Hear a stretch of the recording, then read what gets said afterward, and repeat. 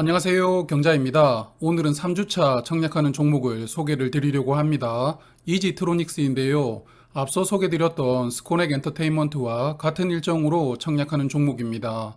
그럼 사업부터 볼게요. 화면은 이지트로닉스의 제품 매출입니다. 보니까 크게 세 종류의 전력 변환 장치를 만드는 기업이라고 보였는데요. 전기차용과 통신용에서 대부분의 매출이 나오고 있습니다. 그럼 전력 변환 장치를 조금 세부적으로 말씀을 드리겠습니다. 먼저 전기차용 전력 변환 장치부터 말씀을 드릴게요. 자동차를 전기로 움직이기 위해서는 고전압 배터리가 탑재가 됩니다. 그래서 이 배터리에서 생산된 전기는 전기차를 구성하는 각종 부품에 전달되는데요. 그런데 차 안에서 우리가 사용하는 전자장비는 이 고전압을 그대로 사용하지 못하기 때문에 저전압으로 변환해서 사용해야 됩니다. 이때 컨버터라는 장비가 고전압을 저전압으로 변환해주는 역할을 합니다. 그리고 전기차는 모터가 엔진을 대신하게 되는데요. 이 모터에게는 전기 에너지를 교류 전압으로 변경해서 전달을 해야 된다고 합니다. 그래서 인버터라는 장비로 직류 전압을 교류 전압으로 변환해 주면서 모터에 전기 에너지를 전달하는데요. 그러므로 전기차에는 앞서 말씀드렸던 컨버터 그리고 인버터가 핵심 부품으로 꼭 필요하게 됩니다. 다들 아시는 것처럼 전기차의 수요는 향후 폭발적으로 증가가 예상되기 때문에 전력 변환 장치의 수요도 역시 급증이 예상되는데요. 매년 약 12% 성장률로 수요가 늘어날 전망입니다. 이지트로닉스는 이러한 전기차용 전력 전환 장치 시장에서 국내에서는 약 40%, 해외에서는 약 10% 점유율을 가지고 있는 기업입니다. 국내 시장의 약 절반을 과점하는 기업인데요. 하지만 국내 주요 경쟁사가 현대모비스라고 합니다. 사실 국내 전기차는 대부분 현대 기아차에서 만드는데요.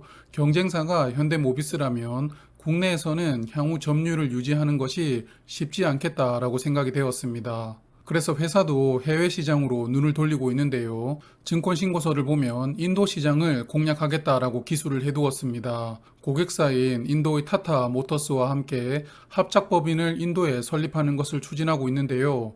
그래서 인도를 중심으로 해외 전기차 시장 점유율을 높이려는 계획을 추진하고 있다라고 보입니다.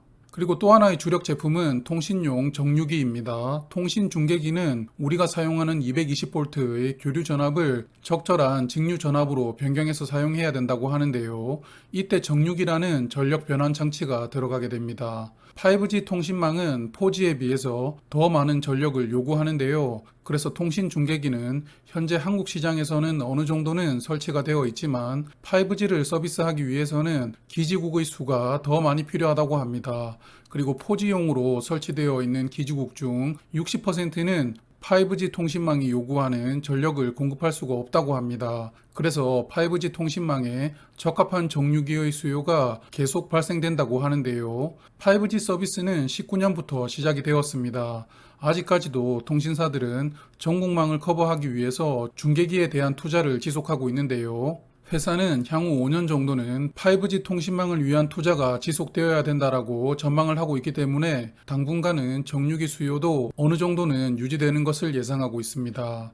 그리고 회사가 미래 먹거리로 준비하는 신사업 중 관심이 생기는 사업이 있어서 소개를 드리려고 합니다. 바로 전기차에 사용된 폐배터리를 재사용하는 사업인데요.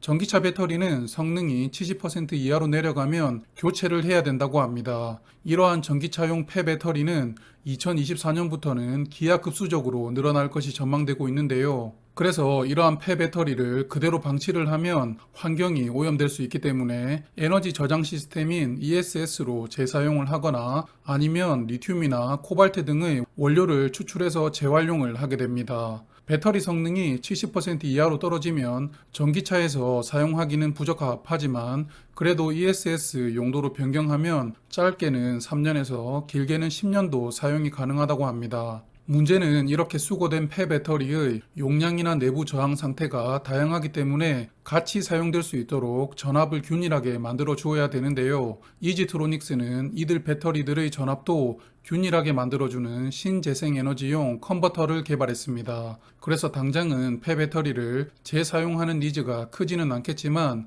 몇 년이 지나면 이 신사업도 이지트로닉스의 주력 사업 중 하나가 될 수도 있다고 보였습니다. 이지트로닉스의 손익을 보면 21년 3분기 기준으로 매출은 약 123억 원, 순이익은 2억 원입니다.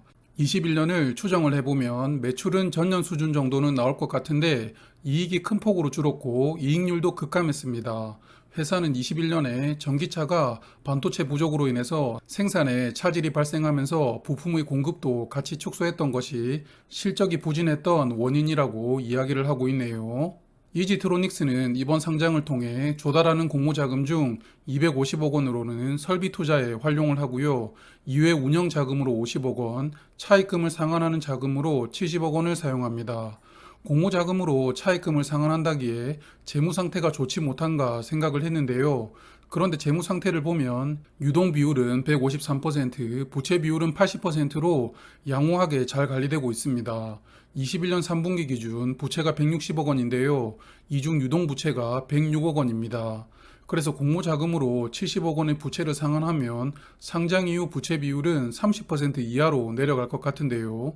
그래서 공모 자금은 차라리 사업을 확장하는 데 사용을 하던지 아니면 공모 규모를 조금 더 축소하는 게 더 낫지 않았나라고 생각이 들었습니다.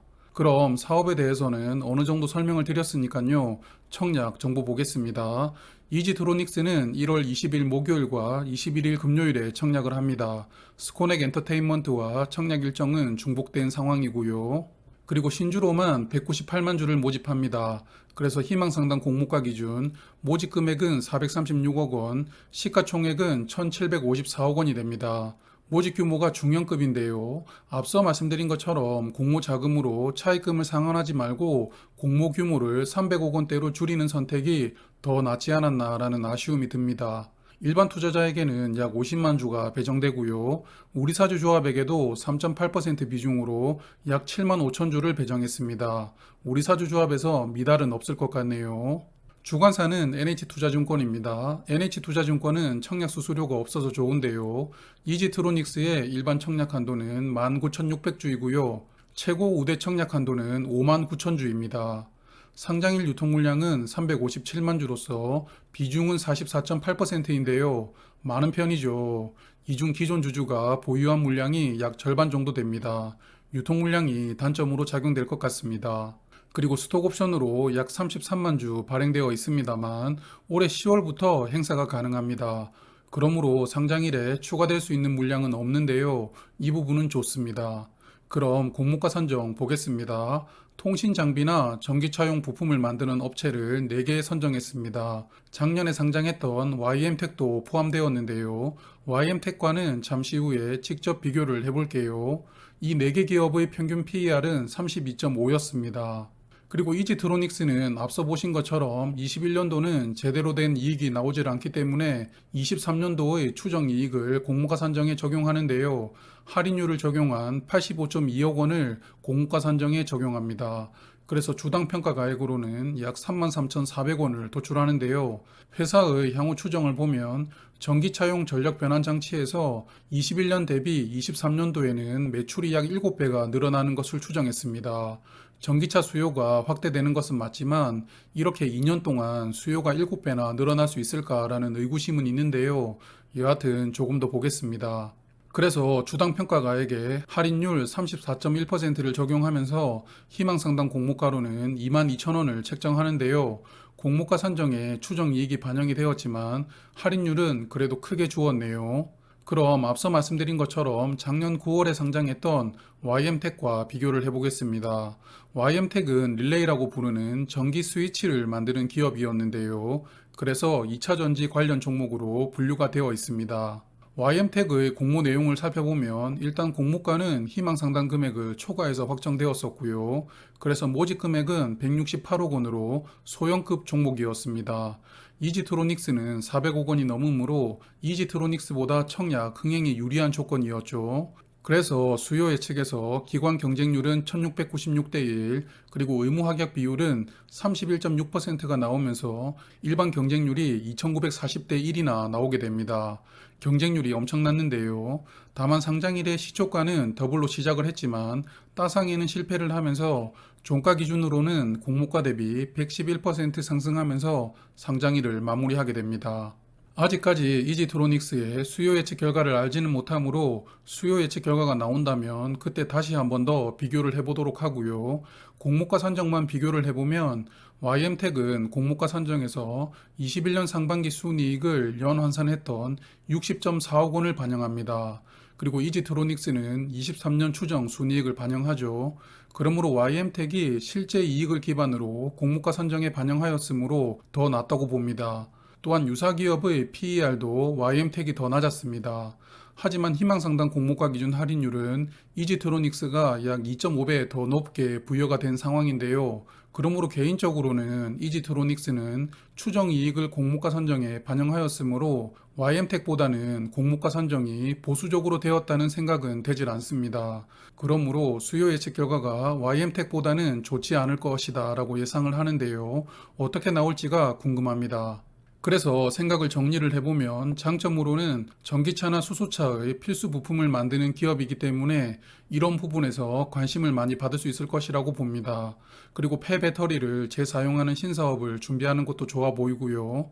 하지만 현대모비스라는 경쟁자를 대상으로 국내 시장 점유율을 유지하는 것이 쉽지 않을 것 같은데요.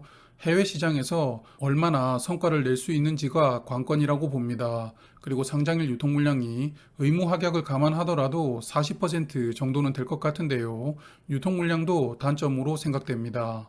이제 다음 주부터는 공모주 청약이 시작되죠. 작년 12월에 청약 종목이 거의 없었다 보니 한 달 정도는 공모주 투자가 방학이었던 것 같은데요. 여하튼 22년도에도 옥석을 잘 가리시면서 성공만 하시는 공모주 투자 되시길 바라겠습니다. 그럼 오늘도 고맙습니다. 오늘 하루는 어땠나요? 내일도 즐거운 하루 보내세요.